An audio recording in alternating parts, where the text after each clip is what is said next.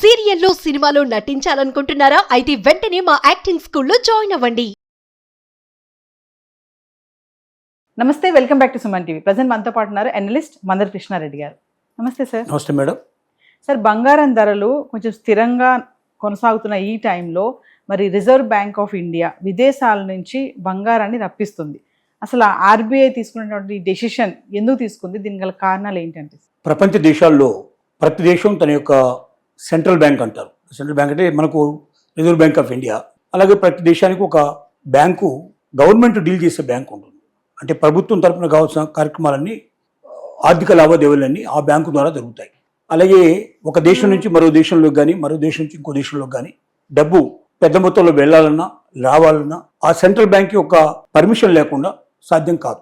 మనకు reserve bank ఉన్నట్టుగానే ప్రతి దేశానికి ఒక సెంట్రల్ బ్యాంక్ ఉంటుంది. ఈ బ్యాంకులంతా కూడా ఈ మధ్య కాలంలో బాగా బంగారాన్ని నిల్వ చేయడం ఎక్కువగా పెట్టుకున్నాయి. కారణం ఏమిటంటే, ఈ డాలర్ వ్యవస్థ లోపల డాలర్ ఎప్పుడు పుంజుకుంటుందో ఎప్పుడు పడిపోతుందో తెలియని పరిస్థితి ఉంటుంది.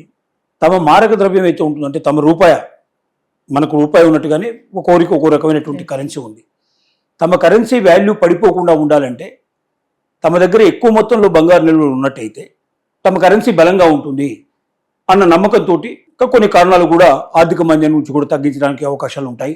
ఇప్పుడు బంగారు నిల్వలు ఉన్నాయి అంటే మనకు భద్రత ఉన్నట్టు లెక్క, మనం సేఫ్గా ఉన్నట్టు లెక్క. ఆ రకమైన ఆలోచనలతోటి ప్రతి దేశం కూడా బంగారు నిల్వలు పెంచుకున్నాయి. మన దేశం 8,800 టన్నులు సుమారుగా మన దగ్గర బంగారం నిల్వలు ఉన్నాయి. ఏది రిజర్వ్ బ్యాంకులో. అన్నిటికన్నా ఎక్కువ అమెరికాలో చాలా పెద్ద మొత్తం లోపల వాడి దగ్గర, మన దగ్గర 800 చిల్లర టన్నులు అయితే వాళ్ళ దగ్గర చాలా పెద్ద మొత్తంలో ఉన్నాయి. నెక్స్ట్ జర్మనీ, ఇలా కొన్ని దేశాలు చొప్పున వస్తూ ఉన్నాయి. మనం 8వ ప్లేస్లో మనం ఉన్నాం సుమారుగా. అయితే ఈ మధ్య కాలంలో ఒక చిన్న పరిణామం ఏం జరుగుతుందంటే, విదేశాల్లో ఎక్కువగా ఈ బంగారాన్ని దాచుకోవడం జరిగింది.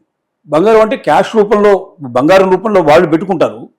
మన వాళ్ళు ఏం చేస్తారంటే దానికి ఈక్వల్ అయిన అమౌంట్ వాళ్ళకు కట్టేస్తారు. అంటే డిజిటల్ రూపంలో పెట్టుకోవడం అనేది. కానీ ఎప్పుడు కావాలన్నా బంగారం రూపంలో ఏమన్నా ఇస్తారు, లేదా డాలర్ రూపంలో ఏమన్నా ఇస్తారు వాళ్ళు.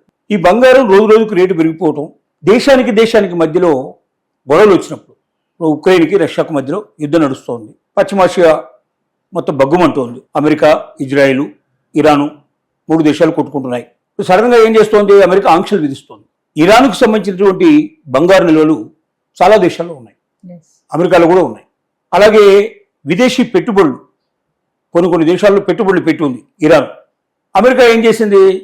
మీ దేశానికి సంబంధించినటువంటి బంగారం ఏ దేశాల్లో ఉన్నాయో అందులోంచి ఒక్క ఔన్స్ కూడా బంగారం మీరు తీసుకోవడానికి వీలు లేదని ఆంక్షలు పెట్టేసింది. అమెరికా చెప్తే అన్ని దేశాలు ఆటోమేటిక్గా వింటాయి.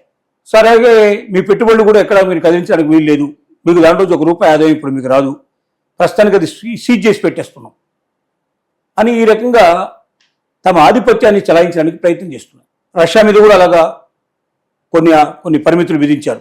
చైనా మీద కొన్ని పరిమితులు ఉన్నాయి. సో ఇప్పుడు ఏ దేశం మీద ఎప్పుడు అమెరికా ఏ రకమైన పరిమితులు ఇస్తుందో తెలియని పరిస్థితి ఉంది. ఏ దేశానికి మధ్య యుద్ధం ఎప్పుడు వస్తుందో తెలియని పరిస్థితి ఉంది. ఇలాంటి పరిస్థితుల్లో మన బంగారం ఇతర దేశాల్లో ఉంటే రేపు అనుకోకుండా మనకు ఇంకో దేశానికి మధ్యలో యుద్ధం సంభవించినట్టయితే ఆ యుద్ధ పరిణామం వల్ల ఆయా దేశాల్లో ఉండే బంగారం కానీ, ఆయా దేశాల్లో ఉండే పెట్టుబడులు కానీ సురక్షితంగా ఉన్నాయా లేదని ఒకటి చెక్ చేసుకొని బంగారు నిల్వలు మన దేశంలో తెచ్చిపెట్టుకుంటే మంచిది కదా, ఎందుకు వేరే దేశాల్లో ఉండాలన్న ఉద్దేశంతో రిజర్వ్ బ్యాంక్ ఆఫ్ ఇండియా అన్ని దేశాల్లో ఉండేటువంటి బంగారాన్ని మెల్లమెల్లగా తెప్పించడం ప్రారంభించింది.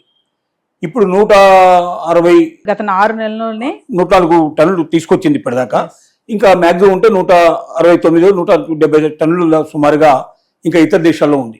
మొత్తం మిగతాదంతా వచ్చేసింది. అంటే ఆల్మోస్ట్ ఇంతకుముందు మన దగ్గర 10% to 20% మధ్యలోనే ఉండేది, మిగతాదంతా కూడా ఇతర దేశాల్లో ఉండేది. ఇప్పుడు అన్ని దేశాల నుంచి మన దగ్గరికి వచ్చింది. ఒక 10 to 20% ఇప్పుడు వేరే చోట్ల ఉన్నాయి. అవి కూడా తొందరలోనే మనకు ఇంగ్లాండ్ లోపల బ్యాంక్ ఆఫ్ ఇంగ్లాండ్ కొన్ని చోట్ల ఉన్నాయి. అవి వాటిని కూడా లెవెల్ తెప్పించుకోవడానికి ఇప్పుడు ప్రయత్నం జరుగుతోంది. సురక్షితంగా మన దేశంలో ఉంటే బాగుంటుందనే ఉద్దేశంతో నిర్ణయానికి వచ్చాయి. కానీ ప్రపంచ దేశాలన్నిటికన్నా భారతదేశంలోనే బంగారం ఎక్కువ ఉంది అనేది ఇంకొక అంచనా. అది ఏ రూపంలో ఉంది? ప్రజల దగ్గర ఆభరణాల రూపం లోపల, దేవాలయాల లోపల. ఇప్పుడు మనకు పద్మనాభ స్వామి దేవాలయం కేరళలో టన్నుల కొద్ది బంగారం ఉంది. ఒక గది నిండా మొత్తం బంగారు కణికలు ఉన్నాయనేది తెలిపిన విషయం. వాటిని వెళ్ళి లెక్కించడానికి కూడా భయపడుతున్నారు. లోపల పెద్ద నాగుబాములు ఇవన్నీ కూడా నాగేంద్రులు ఇట్లా ఉన్నారని, అక్కడ వెళ్ళడం క్షేమం కాదనే ఉద్దేశంతో భయపడతా ఉన్నారు.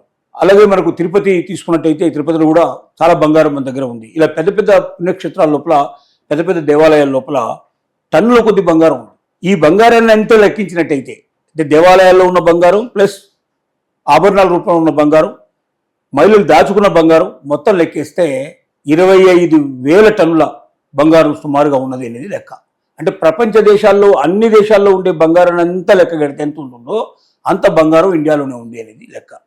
కానీ ఆ బంగారం ఉన్నది కరెక్టే, దానివల్ల ఉపయోగం ఏమీ లేని పరిస్థితి ఏర్పడింది. ఎవరికి వాళ్ళే ఉపయోగించుకోవడం తప్ప దేశానికి ఉపయోగం లేదు. అదే బంగారం ఒకవేళ బ్యాంకుల్లోకి వచ్చి చేరితే ఆటోమేటిక్గా దేశం యొక్క శక్తి బాగా పెరుగుతుంది, దేశానికి ఆర్థిక పరిస్థితులు బాగా ఏర్పడతాయి, రూపాయి బాగా బలపడే అవకాశం ఉంటుంది, చాలా లాభాలు ఉండే అవకాశం ఉంది. కానీ అది వ్యక్తిగతంగా ఎవరు అట్లా ముందుకు రాకపోవడం వల్ల ప్రభుత్వం ఆలోచిస్తుంది రకరకాల స్కీమ్ల ద్వారా ఆ బంగారాన్ని మొత్తం కూడా బ్యాంకులకు రప్పించి తద్వారా లబ్ధి పొందాలనే ఉద్దేశంతో కూడా ప్రయత్నాలు జరుగుతున్నాయి. ఏదేమైనప్పటికీ ఇతర దేశాల్లో ఉండేటువంటి బంగారాన్ని మన ఒక్క దేశమే కాదు అన్ని దేశాలు మెల్లమెల్లగా తమ దేశానికి రప్పించుకోవడానికి ప్రయత్నాలు చేస్తున్నారు. ఎందుకంటే దేశాల ట్రెండ్ మారిపోయింది.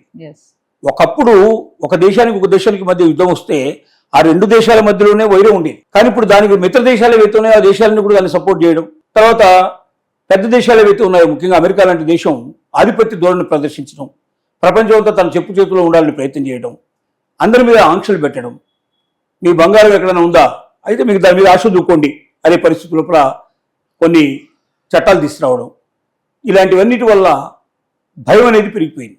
మన బంగారాన్ని తీసుకెళ్లి వేరే దేశాల్లో పెట్టి రేపొద్దున ఏదైనా అనుకోని పరిస్థితుల్లో ఆ దేశానికి మన దేశానికి మధ్య ఏదైనా వైరం సంభవిస్తే, లేదా అది అమెరికాకు మిత్ర దేశమై ఉండి అమెరికా ఏదైనా మన మీద ఆంక్షలు పెట్టే ప్రయత్నం చేసినట్టయితే మనం ఎందుకు ఈల్డ్ కావాలి? మన దేశంలో ఉండేటువంటి సంపద మనకే తెచ్చుకుంటే మనం సంతృప్తికరంగా ఉండొచ్చు, బలంగా ఉండొచ్చు అని నమ్ముతూ ఉండడం వల్ల ఈ రకమైన ప్రయత్నాలు ఎక్కువగా జరుగుతూ ఉన్నాయి. Thank you sir.